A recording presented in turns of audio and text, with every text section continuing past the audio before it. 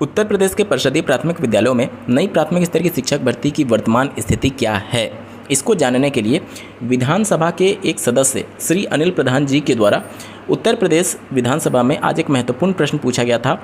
श्री संदीप कुमार सिंह जी, जो कि उत्तर प्रदेश के बेसिक शिक्षा मंत्री हैं, उनसे यहाँ पर दो महत्वपूर्ण प्रश्न पूछे गए थे। पहला प्रश्न आप अपने स्क्रीन पर देख पा रहे होंगे। क्या बेसिक शिक्षा मंत्री बताने की कृपा करेंगे कि प्रदेश में वर्ष 2017 से 9 मार्च 2026 तक कुल कितने प्रशिक्षुओं को डीएलएड का प्रशिक्षण प्रदान किया गया है तथा कुल कितने प्रशिक्षुओं को शिक्षक पद पर नियुक्ति प्रदान की गई है तथा वर्तमान में कुल कितने शिक्षक के पद रिक्त हैं।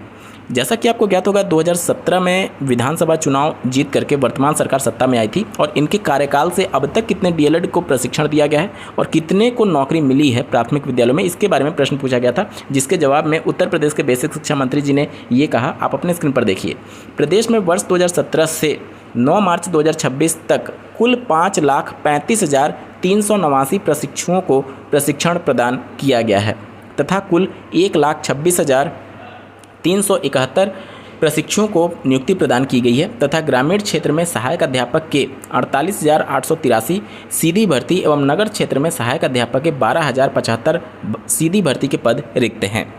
यानी कि 2017 से लेकर के अब तक जितना प्रशिक्षण दिया गया है उन सब डीएलएड अभ्यर्थियों की संख्या यहाँ पर प्रदेश सरकार के बेसिक शिक्षा मंत्री जी के द्वारा बताई गई है कि 5,35,389 है। अब आपको ये भी समझना होगा कि यहाँ पर कहा गया कि 9 मार्च 2026 तक जितने प्रशिक्षण प्रदान किए जा चुके हैं, अब यहाँ पर 2024 बैच की अगर हम लोग बात करें या फिर 2025 बैच की बात करें तो अभी उनका प्रशिक्षण कंप्लीट नहीं हुआ है, तो हो सकता है इनको शामिल ना किया गया हो। ठीक है। और अगर देखें कुल प्राइमरी में कितने लोगों को नौकरी दी गई है तो 1,26,371 बताया गया। 69,000 की तो सारी सीटें भर गई हैं। 68,500 में लगभग 22 से 27,000 सीटें रिक्त रह गई थी। इसके अलावा 12,460 में याची लाभ के अंतर्गत लगभग 6,000 लोगों को और नियुक्ति दी गई थी। तो इन सब को डेटा को मिलाते हुए 1,26,371 लोगों को नौकरी दी गई है। और रिक्त पदों के बारे में बताया गया है कि ग्रामीण क्षेत्रों में सीधी भर्ती के 48,883 पद खाली हैं और नगरीय क्षेत्रों में 12,075 पद खाली हैं। अब सबसे महत्वपूर्ण सवाल पूछा गया था कि क्या वर्तमान सरकार रिक्त पदों पर तैनाती करने की योजना बनाएगी।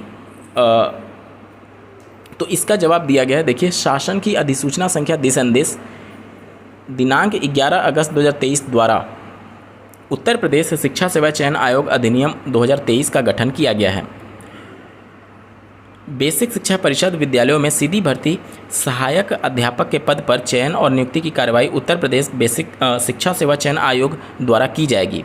उत्तर प्रदेश बेसिक शिक्षा परिषद के अधीन संचालित परिषदीय प्राथमिक विद्यालयों में नगर क्षेत्र के सहायक अध्यापकों के 11,508 पदों पर सीधी भर्ती हेतु शिक्षा निदेशक बेसिक कार्यालय के पत्रांक दिनांक 17 मई 2026 द्वारा अधियाचन उत्तर प्रदेश शासन से शिक्षा सेवा चयन आयोग प्रयागराज को भेज दिया गया है।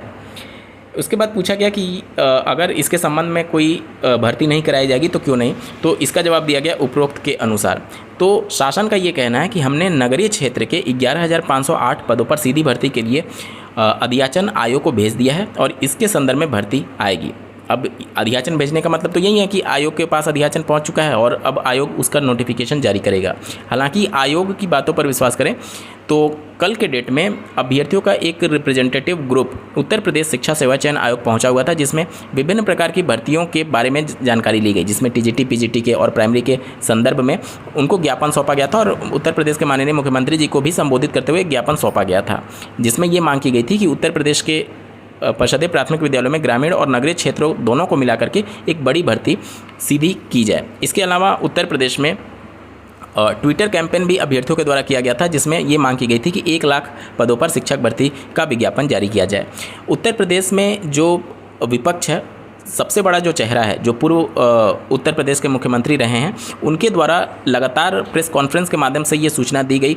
एक परसेप्शन बनाया गया कि उत्तर प्रदेश में लगभग 26,000 परिषदीय प्राथमिक विद्यालयों को बंद किया गया, चाहे वो मर्ज करने की प्रक्रिया के अंतर्गत हुआ हो या फिर एक ही परिसर में जो परिषदीय प्राथमिक और उच्च प्राथमिक विद्यालय रन हो रहे थे उनको आपस में मर्ज करने की वजह से हो, जिसका खंडन करते हुए उत्तर प्रदेश के बेसिक शिक्षा मंत्री जी ने अपने सोशल मीडिया प्लेटफॉर्म पर ये जानकारी दी कि विपक्ष जनता को गुमराह कर रहा है और विद्यालय बंद नहीं हुए हैं, बल्कि मर्ज होने के बाद से जो विद्यालय खाली हुए हैं उसमें प्री प्राइमरी के तहत बाल वाटिका 1, 2, 3 की क्लासेज चल रही हैं। जैसे अगर आप प्राइवेट स्कूलों की बात करते हैं तो वहाँ पर नर्सरी और LKG और UKG होता है, उसी के अंतर्गत नई शिक्षा नीति में बाल वाटिका 1, 2, 3 की बातें की गई हैं, जो कि आंगनबाड़ी के माध्यम से, और जहाँ पर आंगनबाड़ी उपस्थित नहीं है वहाँ पर ऐसे संस्थान, ऐसे परिषदीय प्राथमिक विद्यालय जिसमें 50 से कम जो एक तरीके से छात्र थे उनको दूसरे पास के विद्यालय में मर्ज किया गया, और जो विद्यालय रिक्त हुआ उसमें ये प्री प्राइमरी का कॉन्सेप्ट चलाया जा रहा है। अगर आप KVS में देखेंगे तो वहाँ पर बाल वाटिका 1, 2, 3 के नाम से इस क्लासेज रन होती हैं। तो ये सारी चीज़ें अभी हैं उत्तर प्रदेश के बेसिक शिक्षा विभाग में भर्ती की अगर हम लोग बात करें तो बेसिक शिक्षा मंत्री जी का कहना है कि हमने अधियाचन भेज दिया है और उसके बाद से आयोग उस पर कार्रवाई कर रहा है। और अगर बात करें कि ग्रामीण क्षेत्रों को और नगरीय क्षेत्रों को मिलाकर के भर्ती आएगी तो इनके पत्र से अभी ये स्पष्ट जो बातें निकल करके आ रही हैं कि ग्रामीण क्षेत्र में 48,000 के आसपास पद तो खाली हैं, लेकिन उस पर अभी भर्ती नहीं की जाएगी। कुछ समय पहले न्यूज़पेपर में खबर भी आई थी कि ग्रामीण क्षेत्रों में कुछ कानूनी पेच फंसा हुआ है। जैसा कि आपको ज्ञात होगा, जो 69,000 शिक्षक भर्ती का मामला है, 72,825 भर्ती का मामला, ये सभी ग्रामीण क्षेत्र की भर्तियाँ थी। और इसके अलावा जो 68,500 से बची हुई 22,000 समथिंग, 22 से 27,000 समथिंग सीटें हैं, वो भी ग्रामीण क्षेत्र की भर्ती थी। अब चूँकि ये मामले अभी कोर्ट में विचाराधीन है, 69,000 वाले मामले में आज भी माननीय सुप्रीम कोर्ट में मामले को सुने जाने के लिए लिस्ट किया गया था। हालांकि बेंच बदल गई थी, उसके बाद से अभ्यर्थियों के एडवोकेट ने ये प्रेयर किया था कि उसी बेंच में, जो पुरानी बेंच थी, उसमें इस पूरे मामले को फिर से शिफ्ट कर दिया जाए। तो देखना होगा कि उस पूरे मामले में क्या होता है। याची लाभ स्थिति मिलने की स्थिति उत्पन्न हो रही है, इस वजह से राज्य सरकार भी अभी ग्रामीण क्षेत्र के पदों को छेड़ना नहीं चाहती है और केवल नगरीय क्षेत्र के जो पद हैं 11,508 जो बताए गए हैं, उन्हीं पदों को अधियाचन के तौर पर उत्तर प्रदेश शासन के द्वारा बनाए गए नई जो आयोग है, उत्तर प्रदेश शिक्षा सेवा चयन आयोग, उसको अधियाचन के तौर पर भेजा गया है। तो आज के इस प्रश्न का सार यही है कि ग्रामीण क्षेत्र में 48,000 से ज़्यादा पद खाली हैं, नगर क्षेत्र में लगभग 12,000 पद खाली हैं, दोनों को मिलाकर के लगभग 60,000 पद खाली हैं, और नगर क्षेत्र के 11,508 पदों के सापेक्ष अधियाचन उत्तर प्रदेश शिक्षा सेवा चयन आयोग को भेज दिया गया है। आयोग अपने हिसाब से उस पर कार्रवाई करेगा। आज के वीडियो में बस इतना ही। ऐसे ही महत्वपूर्ण अपडेट के लिए चैनल को सब्सक्राइब करना ना भूलें। इस वीडियो को देखने के लिए आपका बहुत बहुत धन्यवाद। भगवान करे आपका दिन शुभ हो। 10 साल में 26,000 स्कूल बंद हुए हैं। आपके पास कॉपी पहुंच गई होगी, उसमें पहले पेज पर अपील है। और कुल सरकारी स्कूल जो बंद हुए हैं और मर्जर के नाम पर जो बंद हुए हैं वो 26,386 हैं। कुल बच्चों का नामांकन जो घटा है, जो एनरोलमेंट बढ़ा है, वो 28 लाख के लगभग है, जिसमें PDA, OBC, SC, ST के जो बच्चे हैं वो 25 लाख हैं। बेटियों का जो नामांकन कटा है वो 16 लाख है।